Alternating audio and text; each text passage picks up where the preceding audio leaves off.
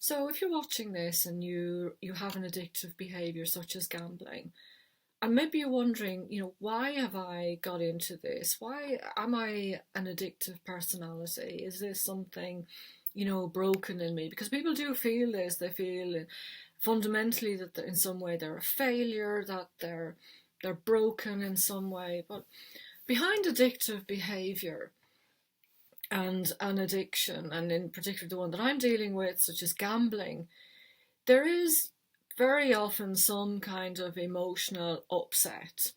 And whilst, an addiction like gambling seems to be like a search for pleasure, it seems to be a quest for that thrill and excitement and that dopamine rush. And yes, that is very much part of it, because the dopamine, there's an addiction there to that dopamine rush, to the thrill and the excitement of it. But the mind's role, first and foremost and predominantly, is to move us away from pain, which is essentially a survival mechanism. Because our brain and our mind is there to protect us, it's there to help us survive. And that's the first and foremost, the first layer of that Maslow's pyramid of needs. What are the essentials that you need to survive? So it's food, water, and oxygen, and then shelter, and then love and connection, and all the more high self-esteem emotional issues. But the very bottom one is, survival, what you need just to stay alive. And that's what the mind's job is to keep us there, to protect us, and to move us away from anything that's going to threaten that survival, anything that's going to cause threat, pain, injury, whatever. So how it does that is, okay, I'm going to protect you, need to help you survive, move you away from pain. How are we going to do that? Oh, let's find an activity, there's something over here. And then you find that gives you pleasure, that's fun, it's exciting. So the connection is built, that it's created, that, well, if I do this, it's moving me away from that. It's moving me away from those painful thoughts. It's moving me away from, that painful, agonizing situation that I don't want to think about, that I don't want to relive and think about every day. So that in itself, that is part of the survival mechanism, to move you towards pleasure and away from pain. So very often that's how it begins. And it's a coping mechanism, essentially, because when you think about it, when you're in the throes of gambling, or you're thinking about it, it can even be just a split second. It can be a momentary thought, of a flashing feeling or thought that, oh, I need to get away from this, and then I'll gamble. And then when you are gambling, or you're in your addictive behavior, you've created a bubble for yourself. It's almost like you've suspended reality for however long that is. And, so many people that I've spoken to say that, during that time, they don't, whatever problems they have, they don't exist. They're just blocked out, and it's that suspension of reality in that bubble. And that's what happens. It's human nature. It's a protection. It's protecting you from that pain, whatever it is, whether it's painful emotions, feelings, or a situation. And very often it is painful emotions, because numerous people talk about their addiction in the sense that historically there has been some sort of emotional trauma. There will have been some emotional upset.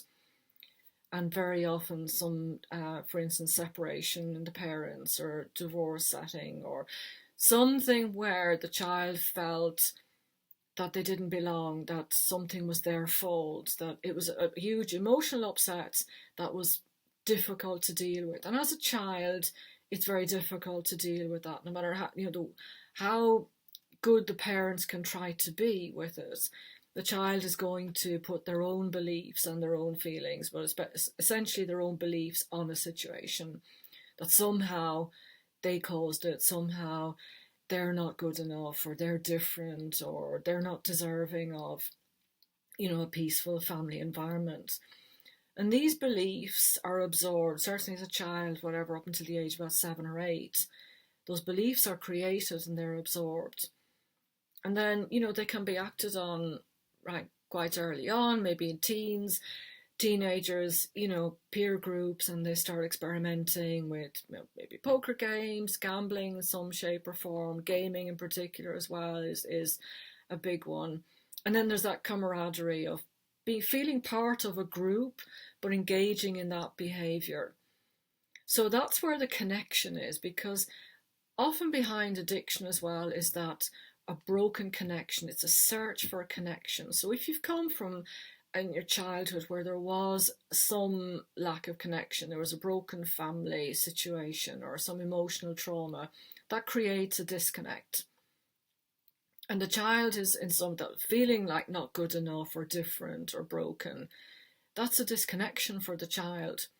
So getting involved in addictive behavior later on with their peers, then there's that sense of connection, that they belong. And this is very common, especially with teenagers, feeling part of a tribe, being with their friends, and that feeling of belonging. Because as humans, it's also part of survival, that need to belong, that feeling that you're part of something. So as a child, when you feel in some way separated, or your parents are a little bit disconnected from you, or so involved in their own issues and there could be some disconnection there, that can have an impact on the child. Now, not every child's going to turn out to be an addict. That's a different story, but it can be a very strong explanation for it. And so the child develops, it becomes a form of a coping mechanism. It's like a self-regulation, a way to deal with their emotions, because they've no other way to deal with it. As a child, how do you know how to deal with that? Unless maybe you go into therapy, you've got parents who are really hands-on with that and recognise that there's a problem, but very often children keep it to themselves and pretend, okay, everything's okay, because if I behave and pretend everything's okay, maybe everything will be okay and everything will just settle down. And that's also, it's human nature to do that, pretend it's not there, pretend everything's okay, like fake it till you make it almost. As a child, children do that, and even as older children and teenagers. But those difficult feelings, those difficult emotions still are buried. They're still parked somewhere. They still haven't been dealt with. But the addictive behaviour, getting into gambling, poker, drink, drugs, whatever, pornography, online shopping, all of these are coping mechanisms. And the search for connection. So, and Gabor Mate, a well-known physician, talks about this quite a lot, and his work is really worth reading. And also another guy called Johan Hari has a book called Lost Connections, where he talks about addiction, which is not really about a substance or a substance behaviour or whatever. It's about a search for connection. So it's a very human thing, addiction. It's a human connection, a human way to cope with broken connections, because we all want to feel connected and part of something. And even in my post yesterday, and I was listening to that song by Bruce Springsteen when I was shopping yesterday, Everybody Has a Hungry Heart. And that's basically what he's talking about. We all want connection. People don't want to be alone or feel alone. And it's part of being human. And it's really helpful for people who are in an addictive situation to understand where it's come from. Now, yes, you can self-exclude and you can self-ban, and I've spoken about this and we'll speak about it a lot more as well. And yes, those are very helpful things to do. They're sort of logical things to do. Hand your finances over to your partner, tell them about your addiction. Be open and honest about it. There's a lot of stuff kind of that you need to do. And like I say, the self-excluding and that does help. But there will always be that search, that quest for why am I like this? Why have I done this? And those questions really do need answering, and understanding why you've got into that situation, why you've got into gambling, to feel or to not feel, if you like, to not feel those negative emotions, can really help. It can help you understand and believe and know that you are not broken, that you're just a person who experienced or has had an experience that was difficult to deal with and has brought about, their own coping mechanism, which has sadly evolved into maybe a compulsive gambling situation or a serious addiction, which is really causing you a lot of grief and grief to the people around you. So, and understanding that can really, really help. And it can give you a better foundation. It can help you feel less shame and guilt about it. People always feel remorse. They always feel remorse and shame about their past behaviours. And that's normal, because that shows that you're an inherently good person and you want to do the right thing. And people want to erase everything that they've done in the past. We all want to do that with mistakes and stupid things we've done. You want to erase them. But you got to sort of move on. But understanding why it's happened will help you do that and start from a stronger foundation and that mindset that, well, okay, that's what I did in the past. Not happy with myself for that, but here I am, living a better life now and moving forward positively, because we know this, and it's tough. You can't change what's happened and you do have to move on, but moving on with a stronger focus and positivity is half the battle.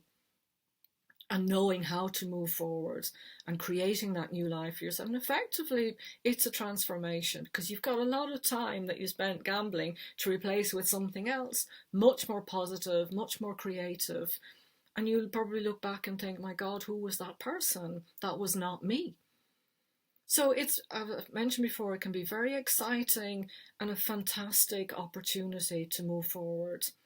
And hypnotherapy is really, really effective for this, because it allows you to find your own solutions. I don't tell you what to do. Yes, in these videos, I have a lot of helpful techniques and tips and sort of practical things to think about. And they're all part of it. They're all part of the recovery.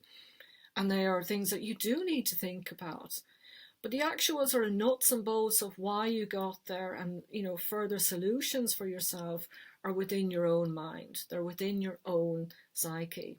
And hypnotherapy gets in there, gets into your subconscious, and you figure it out, and you can figure it out very quickly, because you're going straight into the, if you like, the computer board, the motherboard of what's brought all of this about. So I hope that's been helpful, and plenty more to come. Bye for now.